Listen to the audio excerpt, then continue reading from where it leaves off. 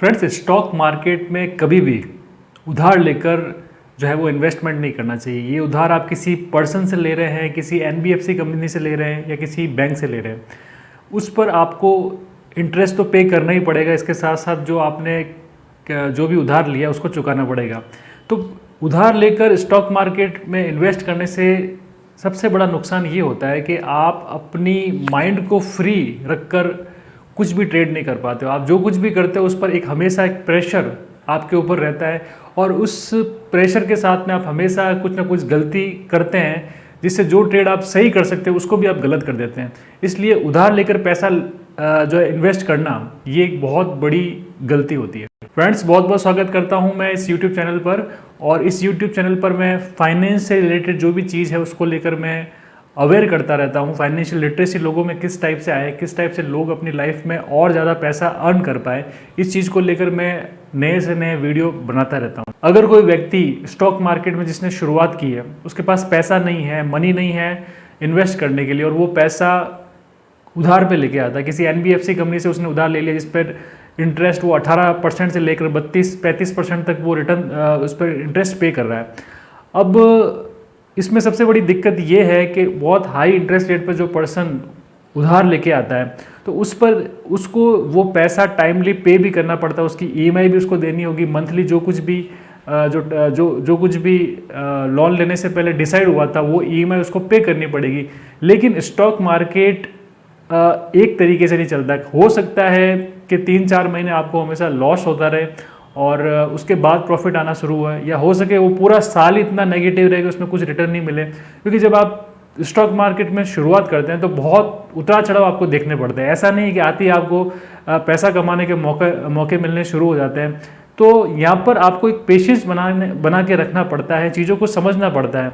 कोई भी चीज़ आपकी फेवर में होती है तो उसके लिए आपको पहले से तैयार रहना पड़ता है। कोई भी चीज़ आपके अगेंस्ट जाती है तो उसके लिए भी आपको तैयार रहना पड़ता है। जब आप पैसा उधार पे लेके आते हैं तो आपकी एक्सपेक्टेशन बहुत होती है।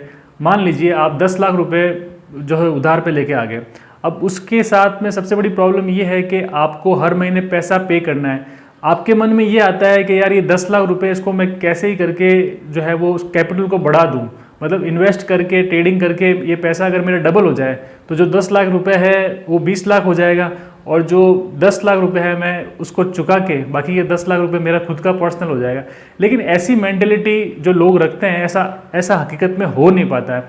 वो इसलिए नहीं हो पाता है क्योंकि जब वो पैसा मार्केट में लगाते हैं तो मार्केट में उनका पैसा जब डाउन होते हैं उनको दिखता है तो वो इतने ज़्यादा फियर में चले जाते हैं कि कई बार जो स्ट्रेटजी उनकी सही भी होती है वो भी उसको बाद में वो गलत कर देते हैं। उधार के पैसे में एक हड़बड़ी आपके माइंड में हमेशा रहती है, बहुत जल्दबाजी रहती है कि फटाफट मैं इस चीज़ को जो है वो ज़्यादा से ज़्यादा पैसे बना सकूं यहाँ पर आकर, और जो पैसा है मैं जिससे मैंने उधार लिया उसको मैं चुका सकूं। लेकिन ये चीज़ बहुत ही डिस्ट्रक्टिव होती है। जल्दबाजी करना हमेशा आपको जो है वो नुकसानदायक ही रहती है, इसमें आपको कोई फ़ायदा नहीं होता है। स्टॉक मार्केट में इनिशियल लेवल पर पैसा बनाना आपका मकसद नहीं होना चाहिए। चीज़ों को समझना, स्ट्रेटेजी को समझना, डिसिप्लिन समझना, मनी मैनेजमेंट, रिस्क मैनेजमेंट, इन पर अच्छी तरीके से फोकस करते हुए चीज़ों को अपने फेवर में बनाना, ये चीज़ बहुत ज़्यादा ज़रूरी है। क्योंकि इनिशियल लेवल पर अगर आप पैसा कमाने की सोचने लगोगे तो आप स्टॉक मार्केट को समझ नहीं पाओगे। शुरुआत में आपका फोकस अपने जो क्वालिटी है, आपकी स्किल्स है, उसमें डेवलपमेंट करना, उसको सुधारना, उसमें निखार लेके आना, ये आपका मकसद होना चाहिए। अगर आप ये करने में कामयाब हो जाते हैं तो यकीन मानिए स्टॉक मार्केट के अंदर आप पैसा ज़रूर कमाएंगे। थोड़ा सा पेशेंस रखने की ज़रूरत है, और उधार के पेशे में वो पेशेंस तो बिल्कुल नहीं रहेगा। इसलिए हमेशा कोशिश ये कीजिए कि अगर आपके पास अमाउंट छोटा ही क्यों नहीं हो, बहुत छोटा अमाउंट भी क्यों नहीं हो, उससे भी शुरुआत की जा सकती है।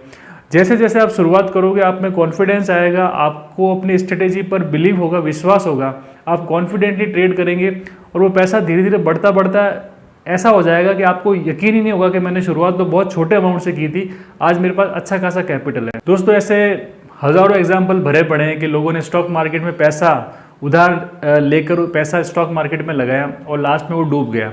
वो पैसा पूरी तरीके से वैनिश हो गया, ख़त्म हो गया, उनका सारा कैपिटल चला गया। बाद में उनको पछतावा होने के अलावा और कोई दूसरा चारा नहीं रहा।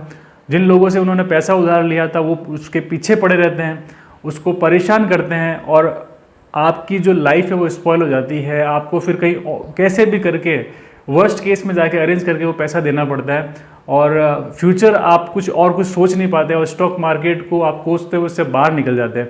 तो इस चीज़ को ये जानना बहुत ज़्यादा ज़रूरी है कि इनिशियल लेवल पर स्टॉक मार्केट के अंदर उधारी की चीज़ के बारे में सोचना नहीं है, केवल और केवल इस चीज़ के बारे में सोचना है कि मुझे नॉलेज लेना है, मुझे चीज़ों को सीखना है, ये किस टाइप से वर्क करता है, चीज़ें किस टाइप से काम कर रही है, इसको मैं सीखूं। अगर आप इस सोच के साथ में स्टॉक मार्केट के अंदर आगे बढ़ेंगे तो डेफिनेटली आपको 100% सक्सेस मिलेगी। दोस्तों, फाइनेंस की अवेयरनेस को लेकर इस टाइप के वीडियो मैं आपके सामने प्रस्तुत करता रहूँगा। वीडियो पसंद आया तो इसको लाइक कर दीजिएगा और चैनल को सब्सक्राइब कर दीजिएगा। सभी व्यूअर्स को बहुत बहुत धन्यवाद।